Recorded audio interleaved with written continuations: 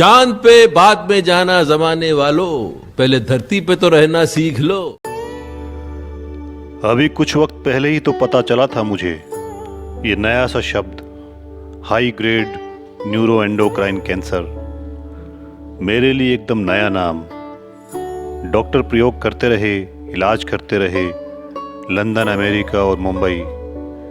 मैं इस नई बीमारी के प्रयोग का हिस्सा बन गया था। डॉक्टर्स ने तो सांत्वना भी दी थी कि मैं ठीक हो जाऊंगा। मैं वापस लौट भी आया था। मैं तो एक तेज़ रफ्तार दौड़ती ट्रेन पर सवार था, जहां मेरे सपने थे, प्लान थे, महत्वाकांक्षाएं थी, उद्देश्य था। मैं पूरी तरह से व्यस्त था। और तभी अचानक किसी ने मेरे कंधे को थपथपाया। मैंने मुड़कर देखा तो वह उस ट्रेन का टीसी था। उसने कहा, आपकी मंजिल आ गई है, उतर जाइए।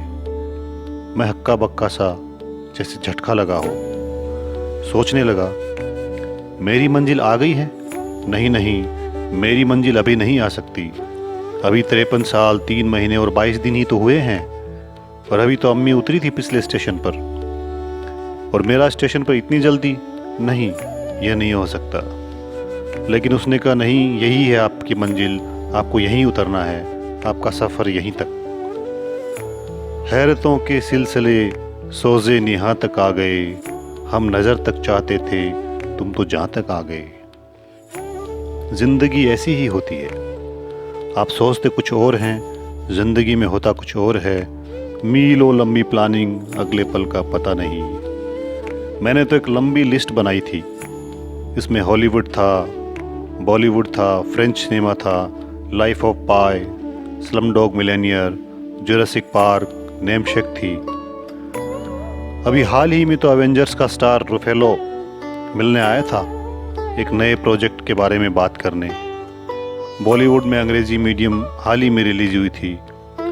लॉकडाउन में भी हॉटस्टार पर आ भी गई थी, लेकिन सब रह गया। कल जब मुझे बहुत तेज दर्द हुआ तो पहले तो लगा कोरोना तो नहीं है, पर तेज दर्द से पिछले 2 सालों से मैं वाकिफ था।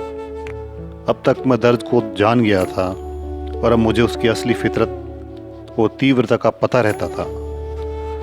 दर्द में वैसे भी दिमाग काम नहीं करता, न किसी तरह की हौसला अफजाई, ना कोई प्रेरणा। पूरी कायनात उस वक्त आपको एक सी नज़र आती है, सिर्फ दर्द और दर्द का एहसास, जो ईश्वर से भी ज़्यादा बड़ा लगने लगता है। जैसे ही मैं हॉस्पिटल के अंदर जा रहा था, मैं ख़त्म हो रहा था, कमज़ोर पड़ रहा था, उदासीन हो चुका था, और मुझे किसी चीज़ का एहसास नहीं था। लेकिन मन नहीं मानता। दर्द के बीच में भी ये उम्मीद की लो जलती है, लगता है कि बस चंद पल बाद लौटना है। जिंदगी और मौत के खेल के बीच बस एक सड़क होती है। अस्पताल की निराशा के उलट सड़क पार जिंदगी मुस्कुराती दिखती है। हॉस्पिटल में निश्चिंतता कहाँ होती है? नतीजे का दावा कौन कर सकता है इस दुनिया में? केवल एक ही चीज़ निश्चित है, और वह है अनिश्चितता। मैं केवल इतना कर सकता था कि अपनी पूरी ताकत से अपनी लड़ाई लड़ूं। मैं लड़ा भी, लेकिन मौत यूं धोबी पछाड़ मारेगी, ये पता नहीं था।